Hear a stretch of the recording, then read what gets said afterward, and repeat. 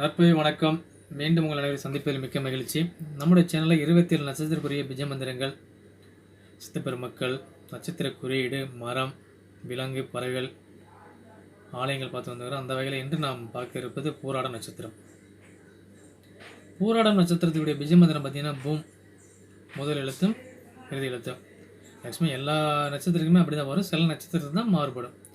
அப்போ நம்ம பூராட நட்சத்திரத்தில் பிறந்தவங்க எல்லாருமே பூம்ங்கிற பிஜ மந்திரத்தை நீங்கள் சொல்லலாம். பூம் பூம் மாட்டுக்காரன் தெருவில் வந்தாடி. ஏற்கனவே பார்த்தீங்கன்னா பூர நட்சத்திரத்துக்கு அதான் வந்திருக்கும், பூசத்துக்குமே அதான் வந்திருக்கும்.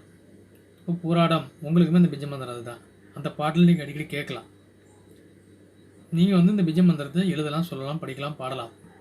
பிஜ மந்திரத்துக்கு என்னங்க எப்படி? ஆமாம், எப்படி நம்ம ஒரு விஷயம் ஆரம்பிக்கிறப்பையோ எழுத ஆரம்பிக்கிறோமோ பிள்ளையார் சொல்லி போட்டு ஆரம்பிக்கிறோமோ, பிள்ளையார் சொல்லி போட்டு ஆரம்பித்தாலே எப்படி நல்லது நடக்குன்னு நம்ம சொல்லி நினச்சிட்டு இருக்கிறோமோ, அதேமாதிரி நம்ம நட்சத்திர ஒரு பிஜ மந்திரத்தையும் நம்ம எழுதிட்டு சொல்லிட்டு எந்த விஷயத்தை செஞ்சாலுமே நமக்கு சிறப்பான பலன் உண்டுங்க. நம்ம ஏதோ ஒரு ஆலயத்தில் உட்காந்துரும் கண்ணை மூடி நம்ம உட்காந்து தியானம் பண்ணிட்டு இருக்கப்ப நம்ம நட்சத்திர ஒரு பிஜ மந்திரம் பூம் பூம் பூம் பூம் சொல்லிட்டு இருந்தீங்கனாலே உங்களுக்கு நல்ல வைப்ரேஷன் உண்டு, நல்ல விஷயம் நிறைய நடக்கும். முதல்ல நம்ம நட்சத்திரத்துக்கு என்ன, ஜென்ம நட்சத்திரத்துக்கு என்ன, அதுக்குரிய கடவுள் என்ன, அதெல்லாம் தெரிஞ்சு வச்சுட்டு நம்ம வழிபாட ஆரம்பித்தாலே பாதி வெற்றி. மீதி வெற்றி நம்மளுடைய ஜாதகத்தில் என்ன இருக்கோ அது அப்படியே வந்துடும் நம்மளுக்கு. சரிங்களா? இப்போ உங்களுக்கான பிஜ மந்திரம் பூம். அடுத்தது பார்த்தீங்கன்னா சித்தர். ஏன் ஆலயத்தெல்லாம் விட்டுட்டான், கடவுளை விட்டுட்டான், ஏன் சித்தரை பிடிச்சிட்டான் அப்படின்னா, சித்தர் ஜீவசமாதி வழிபாடு, சித்திர வழிபாடு நம்மளுடைய கர்மாக்களே போக்குங்க. கடவுளை காண முயல்வர் மனிதர்கள், கண்டு தெரிந்தவர்கள் சித்தர்கள். நம்ம எல்லாமே கடவுளை தேடி போயிட்டுருக்கிறவங்க. ஆனால் சித்தர்கள் தன்னுடைய தவ வலிமையால் தாங்கள் ஒரு இடத்தில் மலையிலையோ காட்டிலேயோ தண்ணிக்குள்ளேயோ எங்கேயாவது ஒரு கோயிலையோ உட்காந்து தவம் இருந்து கடவுளை தன் இருப்பிடத்துக்கு, தன்னோட இருப்பிடத்துக்கு, சரிங்களா, அங்கே வர வச்சு சித்தப்பெருமக்கள். அவங்களுக்கு கடவுள் காட்சி கொடுப்பாங்க. அப்படி இருக்கிறவங்களும் நம்மளோட கருமாக்களை அத்தனையுமே அழிப்பதற்கான சக்தி யார் இருக்குன்னு சித்தர்கள் தான் உண்டுங்க. ஜீவசமாதி வழிபாடு அதுதான் நம்ம சொல்கிறோம். இப்போ பூர நட்சத்திரத்தில் பிறந்தவங்க பார்த்தீங்கன்னா ராமதேவர். ராமதேவர் பார்த்தீங்கன்னா பூர நட்சத்திரத்துக்கு சொல்லுவாங்க, பூராடத்துக்கும் சொல்லுவாங்க. ஏன்னா அவருடைய அவதாரமே பார்த்தீங்கன்னா ராமதேவராக இருந்திருக்காரு. அழகர் மலையோட ஜீவசமாதி இருக்குது. யோகோப்புங்கிற பேரில் மெக்காவில் அவருடைய ஜீவசமாதி இருக்குது. சென்னையிலுமே அவருடைய ஜீவாட்டில் போயிட்டுன்னு சொல்கிறாங்க. ஆக மொத்தத்தில் நீங்கள் பூராட நட்சத்திரக்காரங்க ராமதேவரை வழிபட்டீங்கனாலே உங்களுக்கு சிறப்பான பலன் உண்டுங்க. 18 சித்தர்லேயே ராமதேவர் பார்த்தீங்கன்னா ஒரு வித்தியாசமானவர். அவர் பார்த்தீங்கன்னா மதம் மாறி மக்களுக்காக மருத்துவம் கற்றுக்கிறதுக்காக இந்து மதத்திலிருந்து இஸ்லாம் மதத்துக்கு மாறி போனவர். அவர் தன்னுடைய வித்தைகள் நிறைய கற்றுட்டு வந்த வித்தைகள் எல்லாமே புத்தகம் எழுதுறதுக்காக 18 ஆண்டுகள் 30 ஆண்டுகள் எல்லாமே கோயிலில் தவம் இருந்து அந்த அத்தனையும் நம்மளுக்கு மருத்துவ புக்காக கொடுத்துருக்குறாங்க. நம்ம மருத்துவ முறையெல்லாம் அத்தனை பார்த்தீங்கன்னா சித்தர்கள் வகுத்து கொடுத்தது தான். இன்றைக்கி நம்ம வேறு பேர் சொல்லி பண்ணிகிட்டு இருக்கலாம். நம்ம விட்டுட்டோம். அதை மற்ற நாட்டுக்காரங்களாக இருக்கட்டும், அந்நியர்களாக இருக்கட்டும், அதை அந்த புக்கெல்லாம் எடுத்து ஃபாலோ பண்ண ஆரம்பித்து அதுலேருந்து அந்த சூத்திரத்தெல்லாம் வச்சுக்கிட்டு ஃபார்முலா வச்சு அவங்க அடுத்தடுத்து மருந்து கண்டுபிடிச்சி நம்மகிட்ட விற்பனை பண்ணிகிட்ருக்காங்க. ஆனால் அதுக்கு மூலப்பொழி யார்? நம்ம தான். பதிப்புரிமை நம்மகிட்ட தான் இருக்குது. சித்தப்பெருமக்கள்ங்கிறது நம்மளுடைய முதந்தியர்கள், முன்னோர்கள். நம்ம எல்லாருமே ஒரே இனம். அதனால் யாதும் முறை யாவரும் கேளீர். சரிங்களா? நம்ம எல்லாருமே ஒரே இனத்தை சேர்ந்தவங்க தான்.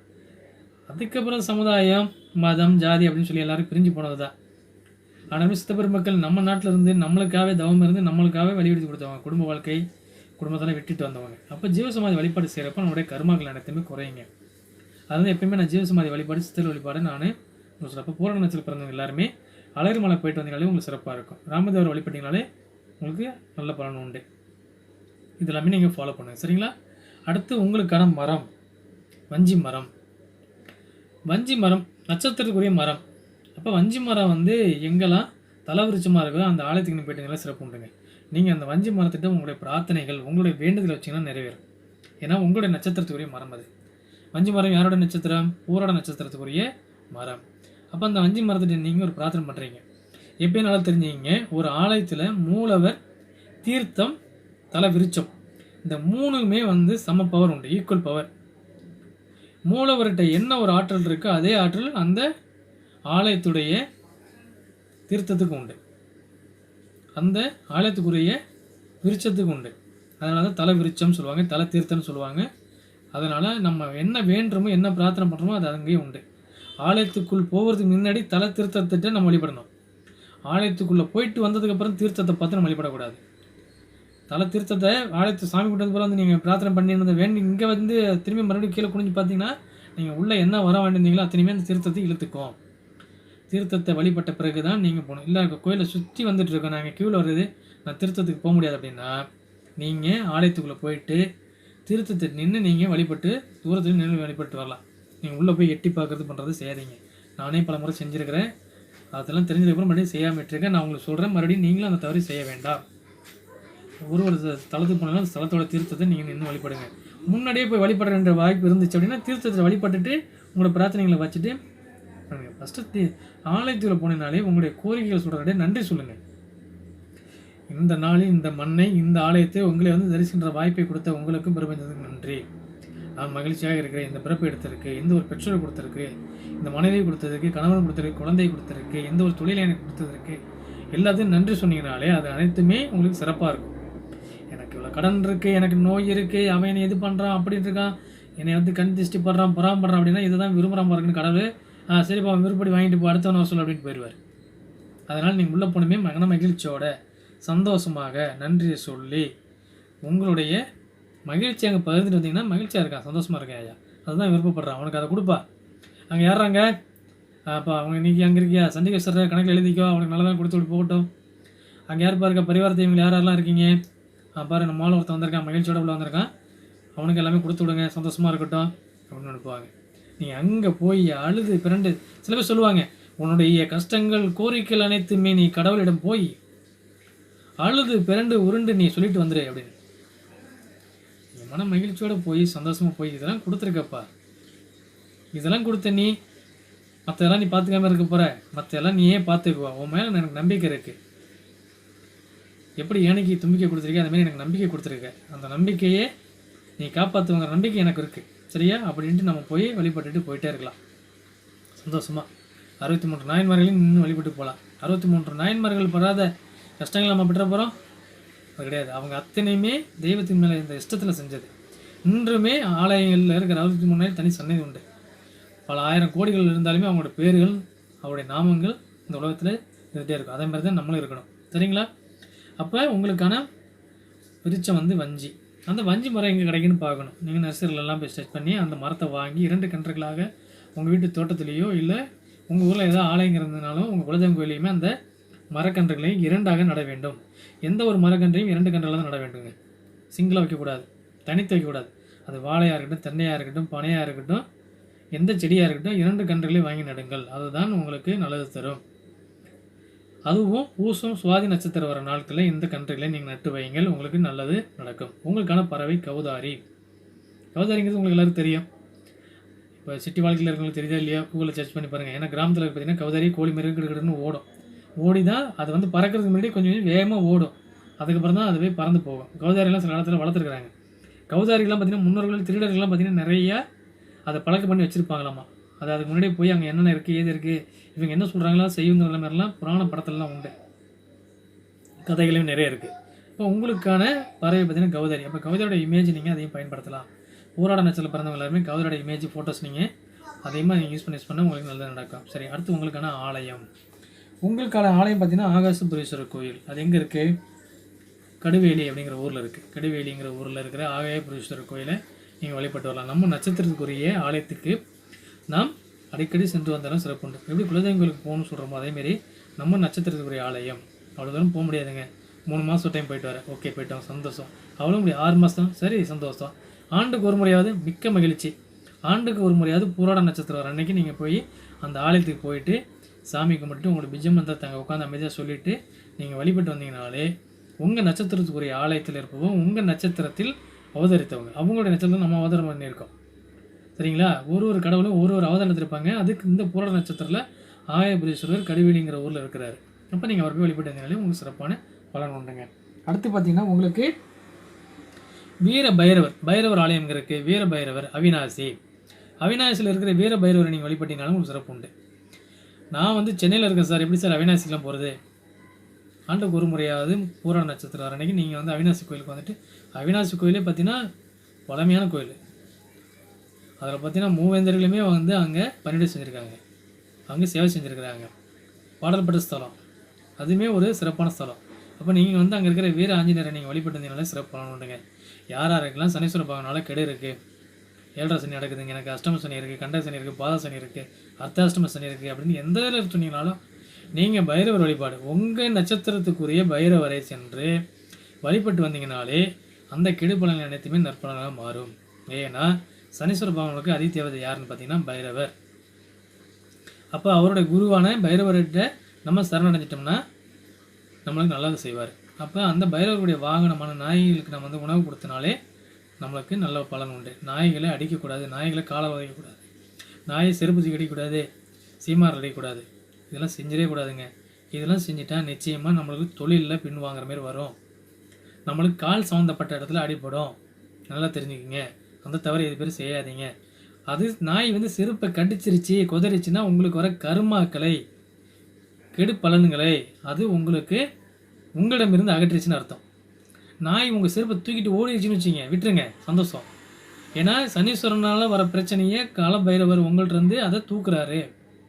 செருப்பை கடிச்சிருச்சு பிச்சு போட்டுருச்சுன்னா சந்தோஷம். அந்த 100 செருப்பை தூக்கி ஓரமாக போட்டுட்டு போய் புது செருப்பு வாங்குங்க. இது எல்லாமே நீங்கள் நாயை அடிச்சுட்டு அந்த செருப்பை போய் தச்சு நீங்கள் போட்டிங்கன்னா நிச்சயமாக உங்கள் கால் கலட்ட வரையில் அடிப்படும். அடுத்து காலில் அடிப்படும். அடுத்தது வண்டி ஸ்டாண்டே உங்கள் காலில் அடிக்கும். இது எல்லாமே கெடு பலனுக்கான அறிகுறி. தயவு செய்து அனைத்து நட்சத்திரக்காரர்களும் இந்த தவறு செய்து விடாதீர்கள். சரிங்களா? இதை நீங்கள் ஃபாலோ பண்ணுங்கள். வீரபைரவ அவினாசியில் இருக்கிற வழிபடுங்க. இது பார்த்தாச்சு. அடுத்தது உங்களுக்கான சிறப்பு நட்சத்திரங்கள் என்ன? நல்ல சிறந்த நட்சத்திரம் எது? இப்போ ஒவ்வொருத்தருக்குமே ஜென்ம நட்சத்திரத்திலிருந்து 2, 4, 6, 8 இந்த 4 நட்சத்திரம் நமக்கு நல்லது செய்யும். 2வது நட்சத்திரம் சம்பத்தாரை, 4வது நட்சத்திரம் சேமத்தாரை, 6வது நட்சத்திரம் சாதகத்தாரை, 8வது நட்சத்திரம் மித்திரத்தாரை அல்லது மைத்திரத்தாரைன்னு சொல்லுவாங்க. அது ஒரு நட்பு நட்சத்திரம். இந்த நட்சத்திரம் நம்மளுக்கு நல்லது செய்யுங்க. இப்போ போராட்டத்தில் பிறந்திருக்கிறீங்கன்னா உங்களுக்கு 2வது நட்சத்திரம் பார்த்தீங்கன்னா உத்திராடம் வரும். உத்திராடம், அவிட்டம், பூரட்டாதி, ரேவதி இந்த 4 நட்சத்திரமே உங்களுக்கு சிறப்பான நட்சத்திரம். எது? உத்திராடம், அவிட்டம், பூரட்டாதி, ரேவதி. இந்த 4 நட்சத்திரக்குரிய ஆலயங்கள், சித்த பெருமக்கள், உணவு, குறியீடு இதெல்லாமே நீங்கள் பயன்படுத்தலாம். சாதகத்தாரையான குறியீடை நீங்கள் பயன்படுத்தினீங்கன்னா உங்களுக்கு சிறப்பாக இருக்கும். உங்களுடைய விசிட்டிங் கார்டாக இருக்கட்டும், தொழிலாக இருக்கட்டும், இல்லை நீங்கள் டாட்டு போட்டுக்கிறதாலுமே உங்களுடைய சாதகத்தாரை என்ன சொல்லியிருக்கோம், அந்த சாதகத்தாரையை உள்ள குறியீடு நம்ம சேனல்லே சொல்லியிருக்க எல்லாத்தையுமே சாதகத்தாரைக்குரிய உணவு எடுத்துக்கிட்டிங்கனாலும் உங்களுக்கு சிறப்பு உண்டுங்க. இந்த நட்சத்திர நாட்களில் நீங்கள் எந்த காரியம் செஞ்சினாலும் உங்களுக்கு வெற்றி உண்டு. எப்போ உங்களுக்கு உத்திராடம், அவிட்டம், பூரட்டாதி, ரேவதி இந்த 4 நட்சத்திரமே நீங்கள் நல்லா ஞாபகத்தில் வச்சுருப்பீங்க. இந்த நட்சத்திரக்குரிய சித்த பெருமக்கள் யாருங்கிறது நம்ம சேனலில் சொல்லியிருக்கோம். அதையுமே நீங்கள் ஃபாலோ பண்ணுங்கள். அடுத்து சிறப்பு நட்சத்திரம். சிறப்பு நட்சத்திரம் என்னங்க? ஆமாம், 27 நட்சத்திரத்தில் நல்லது செய்கிறதுக்கு ஒரு 4 நட்சத்திரம் இருந்தாலுமே, கெடுதல் செய்கிறதுக்கு ஒரு 7-8 நட்சத்திரம் இருந்தாலுமே நம்மளை காப்பாற்றுறதுக்கு கஷ்டங்கள்லேருந்து, துன்பங்கள்லேருந்து, துயரங்கள்லேருந்து நான் எடுக்கிற முயற்சி அனைத்துமே காரிய தடையாகிட்டு இருக்குங்க. அதில் நான் விடுபட்டு வரணும்னா ஜென்ம நட்சத்திரம் வந்து 13வது நட்சத்திரம், பூராட நட்சத்திரம் வந்து உங்களுடைய 13வது நட்சத்திரம் மிருகசீட நட்சத்திரங்க. இப்போ மிருகசீட நட்சத்திர நாளில் நீங்கள் எந்த காரியம் செஞ்சாலும் உங்களுக்கு சிறப்பு உண்டுங்க. இப்போ மிருகசீட நட்சத்திரத்தில் அவதரித்த சித்த பெருமக்கள், மிருகசீடத்தில் அவதரித்த தெய்வம், மிருகசீட நட்சத்திரத்துக்கான குறியீடு, மிருகசீட நட்சத்திரத்துக்கான உணவு. அப்போ பாம்பாட்டி சித்தர் மிருகசீடம். நீங்கள் சங்கரன் கோயில் போயிட்டு வரலாம். அதுமாரி மருதமலைக்கு போய் பாம்பாட்டி சித்தர் தவம் இருந்தவர்கள் நீங்கள் வழிபட்டு வரலாம். மான் ஆரஞ்ச் ஸ்டோலி பார்த்தீங்களா, அது வந்து பார்த்திங்கன்னா மானுடைய இதாக இருக்கும். அந்த இதை நீங்கள் ஃபாலோ பண்ணல பயன்படுத்திக்கலாம். அடுத்தது மிருகசீட நட்சத்திரம் பார்த்திங்கன்னா தேங்காய் பால், தேங்காய் சாதம் இதெல்லாம் உணவாக எடுத்துக்கலாம். ஏன்னா இதெல்லாமே நீங்கள் எடுத்துக்கிறதுக்கு உங்களுக்கு சிறப்பு தரும். சிறப்பு நட்சத்திரம் நம்மளுக்கு சிறப்பான வாழ்க்கை தரும். அதில் நீங்கள் அன்றைய நட்சத்திரம் வர நாளில் போய் இதெல்லாம் நீங்கள் வழிபட்டு வந்தீங்கனாலே உங்களுக்கு நல்ல பலன் உண்டுங்க. அப்போ பூரண நட்சத்திரம் பிறந்தவங்களுக்கு சிறப்பு நட்சத்திரம் என்ன? மிருகசீடம். இதை நீங்கள் ஃபாலோ பண்ணுங்கள். எப்படியாப்பட்ட கெடு விஷயங்களாக இருந்தாலுமே அதில் மீண்டு வருவீங்க. நம்பிக்கையோடு செய்யுங்க. சித்த பெருமக்கள் நம்மளுக்கு அருளிவு செய்யுது இந்த விஷயங்கள் அனைத்தும். அடுத்தது பகை நட்சத்திரங்கள். பணப்பகை 18வது நட்சத்திரம். ஒருத்தங்களுக்கு பணப்பகை நட்சத்திரம். பணப்பகை, ஆமாம், நம்மகிட்ட இருக்கிற பணத்தை பகை பண்ணிடும், பணத்தை விரயமாக்கி விட்டுரும். தேவையில்லாத செலவு பண்ண வச்சுருங்க. பணப்பகை நட்சத்திரங்கிறது என்ன? தேவையில்லாத செலவு பண்ணும், விரயமாக்கும். சுப செலவுங்கிறது வேறு, விரயங்கிறது வேறு. சுப செலவுங்கிறது நம்ம வீட்டுக்கு வாங்குற பொருள், ஆடை ஆபரணங்களாக இருக்கட்டும், உணவுப் பொருட்களாக இருக்கட்டும், இல்லாட்டி நம்ம குழந்தைங்களை கூட்டு சந்தோஷம் வெளில போய்ட்டு வரதாக இருக்கட்டும், இதெல்லாமே சுப செலவு. ஏன்னா நம்ம மன மகிழ்ச்சியோட செய்கிறது. விரயங்கிறது வந்து பார்த்திங்கன்னா வேண்டாம் வெறுப்பு, பணம் செலவாச்சுன்னா வருத்தப்படுறது, இதுதான் விரை செலவு. அப்போ 18வது நட்சத்திரம் உங்களுக்கு மக நட்சத்திரம். அந்த மக நட்சத்திரம் நீங்கள் என்ன பண்ணணும்? கடன் கொடுப்பது வாங்குவது தவிர்க்கணும். கடன் கொடுத்தீங்கன்னா அந்த பணம் உங்கள் கைக்கு வர சேராது. அடுத்தது நீங்கள் கடன் வாங்கினீங்கன்னா அந்த கடன் அடைக்கிறதுக்கு ரொம்ப சிரமப்படுற மாதிரி ஆயிடும். அதனால தயவு செய்து நீங்கள் மக நட்சத்திரம் வர அன்று 18ஆம் நட்சத்திரம், உங்களுடைய ஜென்ம நட்சத்திரம் 18ஆம் நட்சத்திரம் மக நட்சத்திரம் வர அன்று பூராட நட்சத்திரம் பிறந்தவர்கள் கடன் கொடுப்பதோ கடன் வாங்குவதை தவிர்த்து விடுங்கள். வண்டி வாகனம்லாம் போகிற பார்த்துப்போம். வண்டி வாகனம் என்னத்துங்க சொல்கிறீங்க? ஆமாம், நீங்கள் ஒரு பைக்கில் போகிறீங்க, ஹெல்மெட்டு போட்டு போகணும். பைக்கில் எப்போயுமே ஒரு ஆர்சி புக்கு, இன்சூரன்ஸு, லைசன்ஸோட ஜெராக்ஸ்லாம் நம்மகிட்ட எப்போயுமே இருக்கணும். ஆனால் நீங்கள் அன்றைக்கி பார்த்தீங்கன்னா மறந்துடுவீங்க. தேவையில்லாமல் போலீஸ்ட்டை மாட்டி நீங்கள் பெனால்ட்டியாக ஃபைனாக கட்டுற சூழ்நிலை கொண்டு வந்து விட்டுரும். இப்போ பணம் நம்மகிட்ட இருந்து விரயமாகுதுங்களா, தேவையில்லாத மன சங்கடத்தை கொண்டு வந்து விடுதுங்களா, அதெல்லாம் இன்றைக்கி நம்ம கவனமாக இருக்கணும். சரிங்களா? அப்போ மக நட்சத்திரக்காரன் நட்பாக இருக்கட்டும், உறவாக இருக்கட்டும், அவங்கள்ட்ட நீங்கள் கொஞ்சம் கவனமாக பழகணும். அவங்கள்ட்ட கொடுத்துருக்க பணமும் வராது. அவங்கள்ட்ட கடன் வாங்கினாலும் அந்த பணத்தை நம்ம சீக்கிரமாக கடன் கொடுக்க முடியாமல் மன சங்கடத்தை உறவோட விரிசல் உருப்படுத்தி வச்சிடாது. சரிங்களா? அதனால் அந்த தவறு செய்ய வேண்டாம். மக நட்சத்திரத்தில் இதை செஞ்சிடாதீங்க. அடுத்து வைநாசிகம். ஜென்ம நட்சத்திரத்துலேருந்து 22வது நட்சத்திரம் பார்த்திங்கன்னா வைநாசிகம். அப்போ வைநாசிக நட்சத்திரம் உங்களுக்கு எது? பூராட நட்சத்திரத்தில் பிறந்தவர்களுக்கு 22வது நட்சத்திரம் சித்திரை நட்சத்திரம். சித்திரை நட்சத்திரத்துக்கான நட்பு, உறவு, அந்த உணவு, குறியீடு, இது அனைத்தையுமே தவிர்க்கணும். நட்பாக இருக்கட்டும், உறவாக இருக்கட்டும், அவங்கள்ட்ட நம்ம கரெக்டாக இருந்துக்கணும், அளவோடு இருந்துக்கணும். இவங்க மூலிமா தான் நம்மளுக்கு தேவையில்லாத அசிங்கங்கள், அவமானங்கள் வருங்க, மன சங்கடங்கள் வரும். இவங்ககிட்ட தான் நிறைய அசிங்கங்கள், அவமானங்கள் நம்ம போகிற மாதிரி சூழ்நிலை உண்டாக்கும். இல்லாட்டி அந்த சித்திரை நட்சத்திரம் அன்றைக்கி நீங்கள் செய்கிற விஷயங்கள் தேவையில்லாத கொண்டு போய் விட்டுரும். நல்ல நண்பாக இருக்கும். அந்த நட்புகிட்ட நீங்கள் தேவையில்லாமல் ஒரு கிண்டல் பேசுகிற மாதிரி இருக்கும். அது நீங்கள் அதுக்கு முன்னாடி என்ன தான் பேசியிருப்பீங்க, ஆனால் அது அன்றைய நாள் உங்களுக்கு தேவையில்லாத பிரச்சனை உண்டு பண்ணி மன விரிசலை உண்டு பண்ணி விட்டுருங்க. அதனால் அன்றைய நாள் நீங்கள் கவனமாக இருங்க. நட்சத்திரத்தை பார்த்துட்டும் அந்த நட்சத்திரத்தை நோட் பண்ணி வச்சிங்க. சரிங்களா? அடுத்தது உங்களுக்கான உணவு வெள்ளரி பழம். வெள்ளரி பழம் நீங்கள் சாப்பிட்லாங்க. வெள்ளரி பழம், வெள்ளரிக்காய் வெயில் காலத்தில் எல்லோரும் சாப்பிட்லாம். ஆனால் பூராட நட்சத்திரங்க வெள்ளரி பழம் சாப்பிட்றது, வெள்ளரி பழம் கிராமத்தில் விற்றுட்டு வருவாங்க. இப்போ டவுன்லேயும் நிறைய கடையில் பார்த்தா விற்கிறாங்க. நீங்கள் வெள்ளரி பழத்தை வாங்கிட்டு போய் ஜூஸ் போட்டு சாப்பிட்லாம்.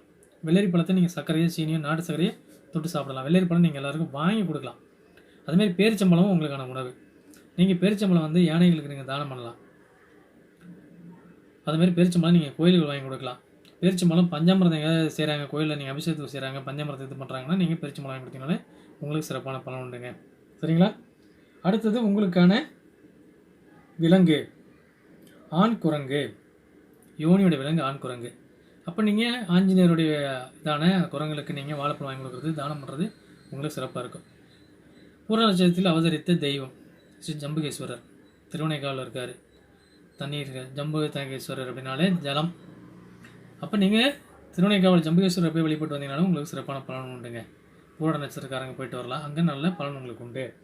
உங்களுக்கான குறியீடு விசிறி, முறம், இதெல்லாம் உங்களுக்கான குறியீடு. விசிறி வந்து நீங்கள் உங்கள் கண்ணு படுற இடத்துல மாட்டி வைக்கலாம். மர விசிறி வாங்கி நீங்கள் வைக்கலாம். மர விசிறி அடிக்கடி யூஸ் பண்ணலாம். இதை நீங்கள் குறியீடை பயன்படுத்தலாம். விசிறியை கையில் எப்போ நேரமும் வச்சுருக்கிற யோகி ராம்சுகுமார் அவரை நீங்கள் வழிபடலாம். அவருடைய ஃபோட்டோஸு நீங்கள் துளசியாக இருந்தாலும் உங்களுடைய பார்வை நீங்கள் வச்சுருந்தாலும் உங்களுக்கு நல்ல பலன் தரும். அடுத்து கட்டில் கால்கள், முறம், விசிறி, இதுவே உங்களுக்கு சிறப்பாக பலன் தரும். சரிங்களா? இதுவரை நம்ம பூராட நட்சத்திரத்துக்கான சிறப்பு பலன்களை பார்த்தோம். வீடியோ உங்களுக்கு பிடிச்சிருந்ததுன்னா உங்களுடைய நண்பர்கள் ஷேர் பண்ணுங்கள். உங்களுடைய கருத்துக்களை பதிவிடுங்கள். மீண்டும் இதே போன்று நல்லதொரு வீடியோவில் உங்களை சந்திக்கிறேன். அதுவரை உங்களிடம் விடைபெறுவது நான் உங்கள் நற்பவி சரவணன். நன்றி, மகிழ்ச்சி, வணக்கம். நற்பவி.